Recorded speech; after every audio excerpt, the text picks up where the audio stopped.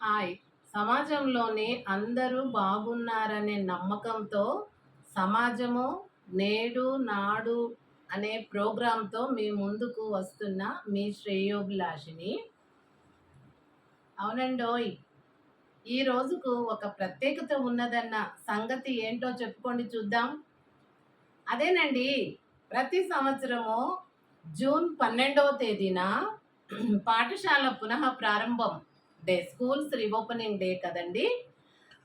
రండి, విద్యార్థులందరినీ పాఠశాలకు పంపుతూ ఈ విద్యా సంవత్సరము ప్రారంభం నుంచి మంచి జ్ఞానమును, మంచి ఆయురారోగ్యములను మరియు ఈ విద్యా సంవత్సర కాలం అంతా మంచి విజయాలను భగవంతుడు ప్రసాదించాలని కోరుతూ పెద్దలైన మనం అందరము దీవించి వారిని పంపుదాము రండి.